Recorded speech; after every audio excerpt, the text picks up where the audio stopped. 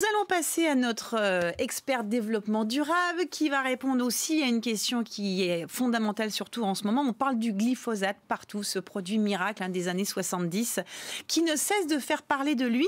Mais Eric, ça serait bien qu'on revienne peut-être à la base de la problématique, qu'on comprenne pourquoi ce n'est pas bon ni pour la terre ni pour l'homme. Alors le glyphosate, c'est un désherbant, mais si on se repasse dans le contexte, après la Deuxième Guerre mondiale, le système agricole est à plat, il faut nourrir le pays.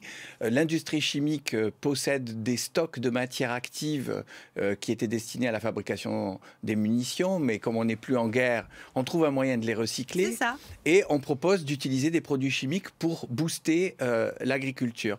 Mais en réalité, ça va intervenir un peu comme, je sais pas, un étudiant qui prendrait des amphétamines, par exemple, pour pas dormir et pour voilà. Il va se doper, mais c'est pas le genre de truc à prolonger sur le long terme. Et du coup, on va basculer dans une agriculture qui va pas être durable.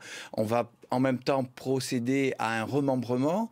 On supprime les bocages, les haies, on crée des grandes parcelles pour avoir de l'agriculture industrielle. Du coup, on casse le système dont on parle aujourd'hui quand on parle d'agroforesterie, où il y a des interactions entre la vie des écosystèmes forestiers, les insectes, les bactéries et les sols. On remplace tout ça par des produits chimiques. Alors concrètement, ça marche comment dans la terre, ce glyphosate? Alors le glyphosate, lui, il arrive en 74.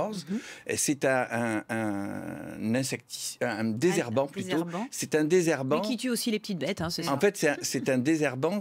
On appelle ça systémique, c'est-à-dire qu'il rentre dans la plante et il bloque des mécanismes vitaux, ce qui fait que la plante meurt. Et ce qui fait qu'on va le présenter comme quelque chose de biodégradable, c'est que 7 jours plus tard, 7 jours après la culture, on peut, une fois que toutes les plantes sont mortes, en remettre d'autres. Et elle pousse. Donc on dit, puisqu'elle pousse, vous voyez bien, donc c'est biodégradable. Alors qu'en réalité, les molécules de dégradation tuent les bactéries et on a un sol qui finalement devient mort. C'est-à-dire il n'y a plus de vie dedans.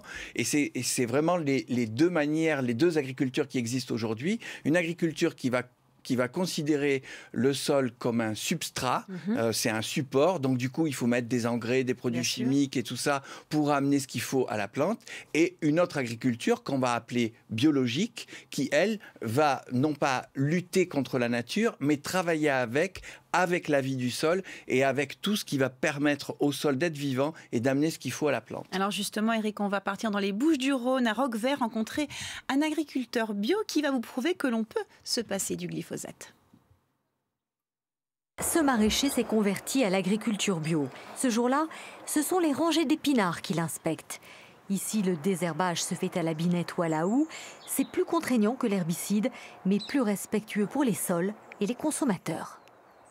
On passe plus de temps à désherber à la main que s'il y en avait un pesticide.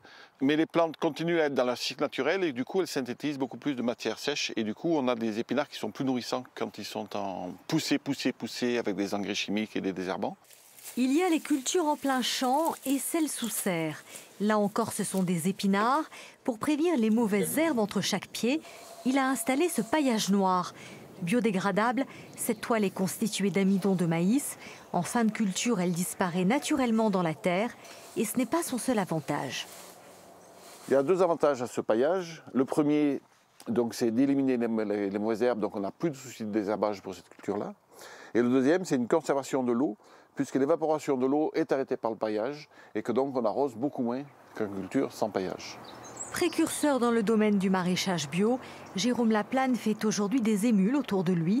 Dans son sillage, les jeunes qui s'installent privilégient les techniques respectueuses de l'environnement. Alors ça, c'est la solution, mais on va vous expliquer concrètement quels sont les risques sanitaires.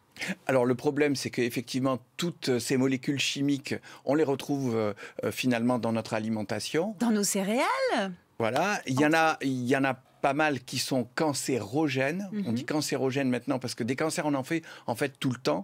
Mais notre système immunitaire vient pour les stopper. Et ces molécules-là, elles perturbent, comme les perturbateurs endocriniens.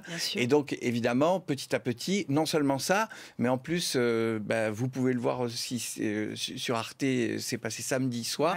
Il y a eu un documentaire, Tous crétins, qui explique comment, petit à petit, on n'aura plus de surdoués, mais qu'au contraire, notre QI diminue.